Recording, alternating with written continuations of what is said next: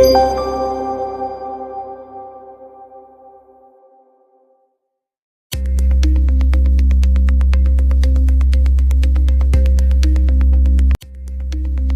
¿qué tal amigos? Muy pero muy buenas noches. ¿Qué tal? ¿Cómo están? Bienvenidos a otra edición especial de Bajo Control, temas que otros callan, el podcast. En esta ocasión compartiré micrófonos con mi hermano y mi amigo Fernando Godo. Fernando Godo es analista político. Fernando Godo es escritor, autor de varios libros, inclusive editor de la revista 1%. Para mí es un privilegio poder hablar con él, que nuestra gente conozca un poco más de su carrera. Te doy gracias a ti por la invitación. Un gusto estar aquí con ustedes. Fernando, ¿qué piensas tú sobre todo lo que está pasando en torno a esta guerra mediática de los aranceles entre México y Estados Unidos? Mira, hay que analizar las cosas desde un punto de vista. Cuando tú miras el tema, por ejemplo, las guerras y los conflictos que hay en Ucrania y en Israel, Trump se ha aproximado siempre a estos conflictos de la manera de siempre buscando la manera de evitar las guerras y los muertos. Si nos centramos en los muertos, la gente dice, bueno, el tema arancelario, está poniendo aranceles. Un arancel es eso, ese es el significado justo que tiene, es un arancel, pero no matas a nadie con eso. Si tú miras lo que ha pasado en la frontera entre Estados Unidos y México en los últimos años, sobre todo, que prácticamente estaba abierta, es cierto que vienen y han venido aquí tradicionalmente curso de los años, millones de mexicanos que son, y estoy hablando ahora de otras nacionalidades, no solo mexicanos, que son personas honestas, que vienen a trabajar, que vienen a cumplir con el sueño americano, que violan la ley de los Estados Unidos y pasan a territorio de Estados Unidos, pero son personas honestas, son buenas personas. Ahora, entre todas esas personas, en ningún grupo es totalmente homogéneo. O sea, lo que estaba pasando era que entre esas personas también entraban entrando muchos criminales, traficantes de droga, traficantes de humanos, de niños, de mujeres indefensas, etc. Entonces, ¿qué es lo que pasa? La ley no puede moldearse a conveniencia nuestra. La ley es la ley. Hay leyes que no nos gustan, pero si respetan los derechos de los ciudadanos, son leyes que están, en el caso de las leyes fronterizas, para proteger las naciones.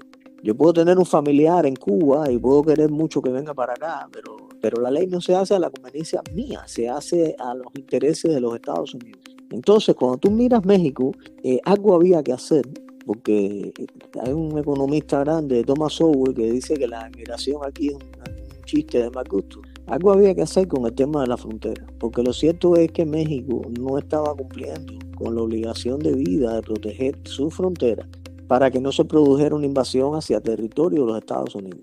Si tú tienes que hay números que hablan de unos 20 millones de migrantes ilegales en 4 años que entraron por ahí, tú tienes que, cualquier persona debe darse cuenta que eso significa que México en lo absoluto estaba protegiendo eso. O sea, que sencillamente las personas estaban gritando a voces, voy a utilizar el territorio de México para pasar a los Estados Unidos. Y eso representa una violación de las leyes de los Estados Unidos. ¿Quiénes fueron los culpables de eso? Bueno, lógicamente los presidentes de México últimamente. ¿Quiénes han sido? Bueno, López Obrador y ahora Claudia. Entonces, las personas tienen que ver eso desde ese punto de vista. No es que Trump sea bueno ni sea malo. Incluso vamos a olvidarnos de Donald Trump. Tienen que mirar lo que es la ley y cómo hay que respetar la ley. Y que hay que buscar a veces un mecanismo para que los gobiernos cumplan sus obligaciones. En este caso, Trump lo buscó con el tema de México, el tema de los aranceles. Hay mucha gente criticando a Trump por eso, que no están de acuerdo con eso, pero no están mirando el asunto desde el punto de vista de la ley, como ya te expliqué. Correcto. Ahora, sobre esto, dame tu opinión concerniente a la postura del presidente de México, Claudia, quien hizo ver al presidente de Estados Unidos, Donald Trump, como un ignorante. Ahora, supuestamente el presidente Donald Trump es un gran negociador, un gran empresario, pero parece ser que del tema de los aranceles parece que no sabe nada. Así lo hizo ver México. Bueno, si la presidenta de México piensa que Donald Trump es un ignorante, esa puede ser la opinión personal de ella. O sea, puede tener la opinión que ella quiera. Ahora, ese tipo de opiniones siempre va a encontrar eco en los medios de izquierda, en los medios estos progre, en todo este tipo de gente, que cuando sencillamente odian a Trump, ven que alguien, como decimos, le enfila los cañones a Trump, pues entonces lo aplauden y hacen todo este tipo de declaraciones sin sentido que han salido en relación con esto. O sea, hay quienes aplauden que digan que la presidenta de México haya dicho que Trump es un ignorante, pues están muy de acuerdo con eso. El asunto es que, vuelvo a repetirte, no miran la situación y lo que se está hablando desde el punto de vista objetivo. Aquí lo que había que hablar es que, a ver, que quién es el ignorante en materia de inmigración. ¿Es la presidenta de México o es Trump? ¿Qué es lo que ha pasado en la materia de inmigración? ¿Cuáles son las acciones que cuando tú tienes un presidente o tienes un gobierno, tú votas por él, tú esperas que se cumplan determinadas cosas? Aquí en Estados Unidos, que te diga que no le importa el tema de inmigración, ni quienes entren por la frontera, que te diga eso es porque no tiene un familiar que lo hayan matado, o no tiene un niño que lo hayan abusado, o una mujer que haya abusado de ella, por algún criminal inmigrante ilegal que entró por la frontera, que te repito, son los menos casos, pero entre 20 millones suman muchos miles. La inmensa mayoría son personas honestas que vienen a trabajar, pero en un número tan grande hay miles de criminales. Entonces eso está dentro de los Estados Unidos ahora, lo que está tratando Trump de corregir. Si para el presidente de México eso significa que Trump sea un ignorante y que haya tomado el tema de los aranceles para hacerle entrar a él razones, porque ahí sí no lo pueden evitar, entonces esa es, te repito, la opinión de ella. Pero normalmente cuando tú miras fríamente el asunto sobre lo que está ocurriendo y las personas que son insensibles ante esto y dicen que no, esto no me interesa, o le dan la razón a la presidenta de México porque no están mirando la realidad, lo que ha pasado en los Estados Unidos con la frontera, los criminales ilegales. Ahora, cuando nosotros denunciamos esto en el programa de radio el año pasado y dijimos que por ahí estaba entrando todo mundo, no solamente personas que venían buscando una oportunidad, un mejor estilo de vida, sino también narcotraficantes, venía de todo. Ahora, estábamos hablando de una cifra de, por lo menos estábamos hablando de 8 millones, 10 millones, 15 millones, pero cuando hicimos esta denuncia dijeron, no ha pasado eso, no, esos números están incorrectos, pero no son números míos. Eran números del Departamento de Justicia, del Homeland Security de aquí de Estados Unidos. Security hablaba, incluso he visto números, ellos han hablado, por ejemplo, de 9 millones, de 10 millones, pero cuando ellos hablan de un número, por ejemplo, en este caso, 9 o 10, se sabe que por cada encuentro, que ellos se refieren a encuentros, o sea, de una persona, alguien reconocido que tuvieron contacto con eso, hay 2 o 1 o 2 que no se detectan. O sea, cuando tú hablas de 8 o 9, puedes estar hablando del doble, o sea, de 16, de 18, y puedes estar hablando del triple, o sea, puedes estar hablando entre 24 y 27. Hay números que consideran entre 20 y 25 lo más objetivo, la cantidad de millones de personas que entraron aquí. Esto es una cifra que es alarmante, pero no hay, como te he dicho en otro momento, un grupo que sea completamente homogéneo. Yo soy cubano, por ejemplo, y han entrado 30,000 cubanos al mes, en muchos de estos meses de la administración Biden, por ahí. Ahora, yo como cubano voy a decir que todos esos cubanos son buenas personas y que vinieron a trabajar. No, hay muchísimos delincuentes también que entraron en ese grupo de personas. Sencillamente hubo una complicación, una complicidad entre el gobierno de los Estados Unidos, que estaba en ese momento, entre el gobierno de México, que estaba en ese momento, e incluso participación del gobierno de Nicaragua en ese tráfico humano. En el caso de los cubanos, fíjate que te estoy hablando del cubano. O sea, el gobierno de Nicaragua, Daniel Ortega, lo que tienen ahí hace un montón de años, que es un dictador, sencillamente a Cuba en un momento se dejó de pedirle visas a los cubanos para entrar a Nicaragua. Eso no había pasado en vida de Fidel Castro, nunca. Por más de que Fidel Castro fue uno de los que puso y apuntaló a Daniel Ortega en el país, en el poder, cuando llegó la primera vez en 1979 y después lo estuvo apoyando por años. Nunca, siempre Nicaragua pidió visa para entrar, o sea, de Cuba no se podía salir. Ahora de pronto llega Biden a la presidencia, hace unos años, y resulta que Ortega quita ese visado, los cubanos empiezan a vender todo en Cuba para irse libremente a Nicaragua, y después se hace un tráfico humano entre Nicaragua y los países y territorio mexicano para llegar a los Estados Unidos, todo eso impunemente, y correcto. Eso lo sabía López Obrador.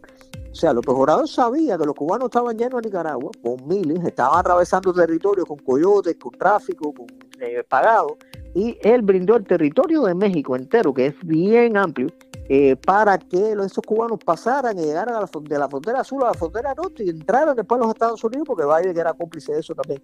Entonces hay que ser demasiado ingenuo para no darse cuenta que eso era un tráfico humano donde se estaban beneficiando con dinero todos estos intermediarios, los cuales te acabo de hablar. Nicaragua recibió dinero de eso, México lo recibía con las personas que se le pagaban ahí, y Biden cumplía la parte de mantener la tiranía en Cuba con eso. En el caso de los cubanos es ese. Entraron por ahí por la frontera otra X cantidad, millones de personas de otros países, correcto, no solamente mexicanos, estaban entrando chinos, vuelos que venían directos de Turquía. Hay una denuncia tremenda de lo que estaba pasando, que era tráfico humano, porque todo eso se pagaba y las personas pagaban para entrar a los Estados Unidos. ¿Eso es legal? Por supuesto que no. ¿Todos los que vienen son buenas personas? Por supuesto que no. Ni todos los cubanos son buenas personas, ni todos los nicaragüenses son buenas personas, ni todos los mexicanos son buenas personas, ni los peruanos, ni de cualquier país del mundo son buenas personas. Todos los grupos criminales.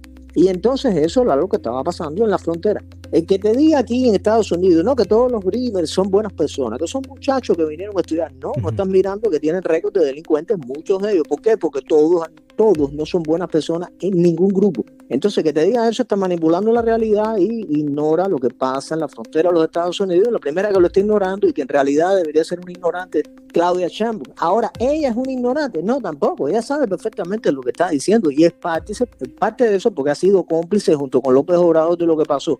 Ahora, de que ella tenga que decir eso, bueno, lo voy a decir porque es la política, pero no es la realidad. Correcto. Ahora, lo que me sorprendió un poco es la hipocresía de la política. Por ejemplo, en la era de López Obrador, estamos hablando de Marcelo Ebrard, quien fuera canciller en la época de López Obrador, ahora actualmente secretario de Economía, dice, lo que logró el presidente de México en esta ocasión de esta hazaña con el presidente del norte, Donald Trump, es algo insólito, sin precedentes. Es decir, que esto nunca ocurrió. Y eso no es cierto, porque ya ocurrió cuando López Obrador era presidente y cuando Trump le iba a poner los aranceles también, no le quedó más a México que desplegar 26,000 efectivos de la Guardia Nacional. Ahora, Claudia dice, fue una negociación pacífica, no nos exigió nada. ¿Y los 10,000 efectivos militares de dónde salieron? Sí, claro, la política es eso, es hipocresía y es mentir cuando tienes que hacerlo. O sea, el Trump también dijo que se iba a hacer un muro y que México lo iba a pagar, tampoco pudo ser. O sea, yo entiendo todas esas partes. Lo que pasa es que lo que sí hay que entender de ambas partes, o sea, tanto de las personas que viven en México, las que viven en Estados Unidos y los que están en el mundo entero mirando esto, es que hay una crisis migratoria en esa frontera y algo tiene que hacerse. Y cada país protege sus intereses nacionales. O sea, en este caso, Estados Unidos tiene todo el derecho de decir, como lo tengo yo, de decir quién entra en mi casa, yo, aquí, tú en la tuya, los que nos están oyendo. Eso llévalo al plano de un país. Cada país tiene derecho a ver quién entra en su territorio. La frontera no puede ser una cosa donde tú llegas ahí y entras como te da la gana. Y más en este caso, que se sabe que se presta a tráfico de dinero y a muchos negocios que son sucios, donde las personas que participan de ellos son criminales. Lamentablemente otras personas no lo son. Ahora, hay personas que llevan, incluso cubanos, te estoy hablando, y cualquiera, de muchas nacionalidades, muchos años esperando para entrar legalmente a Estados Unidos por la vía de reclamaciones familiares y de otras vías. Correcto. Y están disciplinadamente esperando porque el gobierno de los Estados Unidos tenga la... Y vamos a decir que los inmigrantes tampoco agradecen. O sea, cuando el gobierno de los Estados Unidos te deja entrar, está teniendo una condescendencia contigo. Correcto. Después estas personas entran aquí a territorio de Estados Unidos, vienen todas estas organizaciones que se hacen llamar en defensa de los inmigrantes y empiezan a decirle, no, que tú tienes derechos y esto, y inventan una cantidad de derechos. O sea, si tú entraste, violaste la ley al entrar ilegalmente en un país, adentro no violaste la ley. Tú puedes ser muy buena persona, todo eso yo lo entiendo, pero violaste la ley. O sea, no puedes decir que viniste aquí de la manera que si han venido millones de personas que empezaron un proceso para obtener una visa de trabajo, por una reclamación familiar o lo que sea, esperaron por los canales del gobierno de Estados Unidos y cuando fueron autorizados entraron aquí. Entonces, ¿qué es lo que estás diciendo? Estás premiando al que viola la ley, al que no respeta nada de eso y entra. Es como que tienes ahora un concierto. Los mexicanos, por ejemplo, adoraban a Jorge Negrete. Yo sé que lo tienen como un ídolo. Ahora imagínate que viene Jorge Negrete y se pone a dar un concierto en un teatro. Y que sencillamente hay una serie de ciudadanos que hacen una cola, cogen un ticket y pagan su entrada y entran. Pero como a Jorge Negrete lo quiere ver todo el mundo, no, resulta que hay otros miles que deciden no hacer nada y entrar por la puerta del teatro sin pagar porque sencillamente ellos aman a Jorge Negrete. Eso no es así, o sea, la ley es la ley. Exacto, yo te puse exacto. ese ejemplo Ujú. para que las personas entiendan de lo que yo estoy hablando. Entonces, tienes que respetar la ley. O sea, a ti te puede Correcto. gustar Jorge Negrete y te pueden gustar los Estados Unidos, pero de las dos maneras tú tienes que respetar la ley, tanto para ver a Jorge Negrete como para entrar a Estados Unidos. Creo que lo expliqué bien. Más claro ni el agua. Ahora sobre esto ya por último, sé que estás muy ocupado en tu tiempo, pero por último, aquí lo dijimos nosotros el año pasado y cuando hablamos sobre este tema de la desaparición de por lo menos en aquel entonces estábamos hablando de números de 85,000, 120,000 niños que estaban desaparecidos. La gente nos juzgó, nos tachó de locos, que estábamos mintiendo.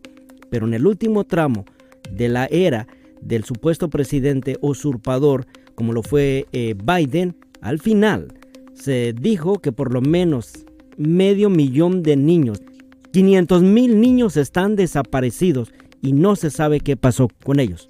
Bueno, esto es un desastre del gobierno, a que le ha pasado esto. Se sabe que en la frontera se aparecían y se estaban usando, bueno, aquí en Estados Unidos se le llamaba bebé ancla, los que nacían aquí, e incluso irresponsablemente personas que estaban aprovechándose de niños, padres incluso, que estaban dejando a sus hijos a la merced de estos coyotes para que entraran los niños solos aquí en los Estados Unidos. Correcto. ¿Qué pasó? Bueno, como no había un sistema de leyes, como estaba entrando todo el que quería, pues entraron niños, adolescentes, de muy poca edad, que realmente de la vida no saben nada. ¿En qué terminaron? Bueno, primero que el gobierno de Estados Unidos no sabe dónde está, tal como lo reconoció el gobierno de Biden antes de irse. Correcto.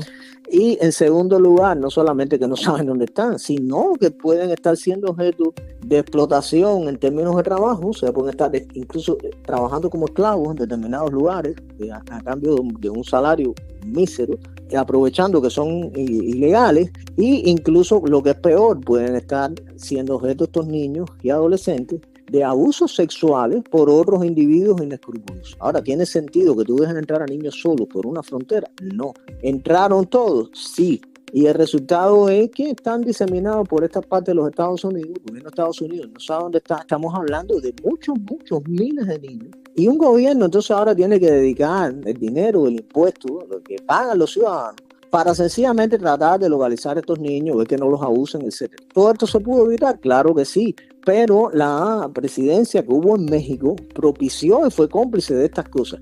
Ahora al final le van a echar la culpa a Trump y van a decir que Trump encerró a niños en jaulas. Todo el discurso se va a manipular de un lugar para presentar el lado que está haciendo cumplir la ley como el lado sanguinario, el lado que es un ogro, etcétera. Pero yo digo, las personas deben, y yo te aprecio porque realmente los mexicanos han sido uno de los grupos más manipulados que desde que llegó Trump a la presidencia en el 2016. O sea, cuando Trump dijo que estaban entrando criminales por la frontera, que eso fue lo que dijo, pues la prensa empezó a decir que Trump decía que todos los mexicanos eran criminales. Y muchos mexicanos lamentablemente creyeron eso. Yo conocí a muchos en Texas, en New Orleans, en Luisiana, que hablaba con ellos y me decían, yo estoy aquí legal, pero Trump no se refirió a mí cuando dijo eso, porque yo ni soy delincuente, ni soy narcotraficante, ni trafico con niños, ni tengo nada de eso. Yo entré aquí a cumplir el sueño americano y estoy tratando de trabajar a ver si un día el gobierno de Estados Unidos reconoce mi legalidad aquí. Conozco cualquier cantidad de mexicanos que me dijeron eso. O sea, eso no es conmigo. Trump estaba refiriéndose a los criminales. Ahora hay personas que se dejan manipular. Lamentablemente otros mexicanos sí creyeron eso. Eso ha pasado con los mexicanos, con los cubanos, con los peruanos y con todos los ilegales a los cuales Trump ha dicho, hay criminales que están entrando, pero Trump no ha dicho que todos los que entran son criminales. Eso es lo que lo repite la prensa y lamentablemente las personas algunas lo creen. Correctamente, y lo gritan como loros a los cuatro vientos.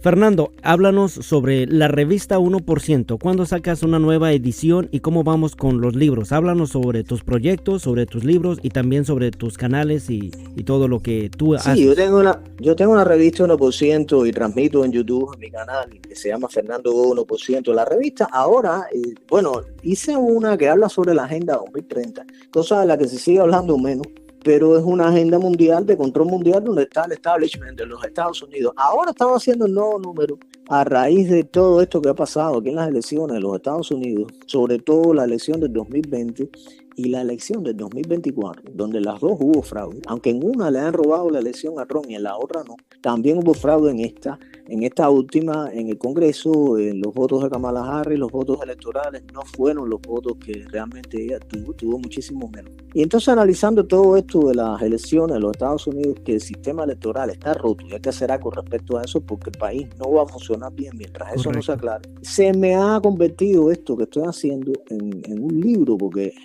no dio material para una revista. Y pienso quería sacarlo ahora el día 20, quería que ese libro saliera el día 20 cuando entró Trump, pero no me dio tiempo a terminarlo.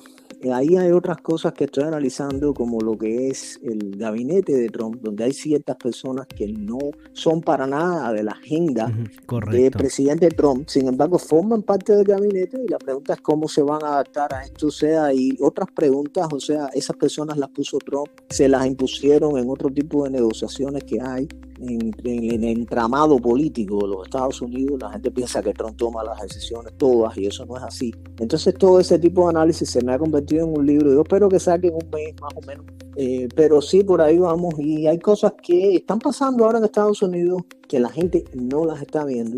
Y yo sé que hay entre las personas que votaron por Trump, en los primeros 15 días de Trump, 15, 16 días de Trump, están muy conformes con lo que están haciendo el presidente y su equipo, pero hay que ver más allá qué es lo que pasa. Todo este tipo de análisis es lo que yo tengo ahí en el libro, y hay mucha información que la gente no conoce, vuelvo a repetir, sobre miembros del gabinete que lo han hecho antes, y por ahí va la cosa. Espero que sirva de utilidad a las personas que quieran acercarse a la política de los Estados Unidos, lo que está pasando. Te agradezco mucho la invitación. Para aquellas personas que recién se enteran de tu trabajo, ¿dónde te pueden seguir? ¿Dónde pueden adquirir tus libros? Mis libros están en Amazon, Fernando Godo, soy autor de ellos, tengo varios. El canal de YouTube ha sido muy censurado. Mi canal tiene unos 37,000 seguidores, pero desde hace 3 años. Bueno, yo empecé cuando le robaron las elecciones a Trump en 2020. Correcto. Pero después tuve que abrir un canal alternativo. Los dos tienen mi nombre, Fernando Godo. Han sido muy censurados. Ahora mismo hace como un mes y algo que no transmito porque estoy enfrascado en el tema del libro. Pero normalmente yo hago un programa todas las noches a las 8 donde hablo de la realidad de los Estados Unidos, las cosas que pasan. Y hay personas naturalmente que no están de acuerdo conmigo, pero trato de acercarme a lo que es la realidad, hacer reflexionar a las personas. Eso es todo. Todo el mundo es bienvenido ahí, aunque no tenga la opinión que yo tenga, pero ahí sí es un centro de discusión y debate para que las personas traten de alumbrarse sobre lo que pasa. Yo te agradezco mucho que me hayas invitado y que me permitas divulgar mi trabajo. No, gracias a ti por acompañarnos y gracias por regalarnos estos minutos. Seguimos en contacto y déjanos saber antes del lanzamiento del libro oficial. Sí, muchísimas gracias a ustedes. Un abrazo a todos por allá y que Dios los bendiga. Bien amigos, hemos llegado a la parte final de este podcast. En esta ocasión hemos hablado con mi hermano y mi amigo Fernando Godo, editor de la revista 1%. Para mí ha sido un placer, espero que también haya sido bendición para ustedes.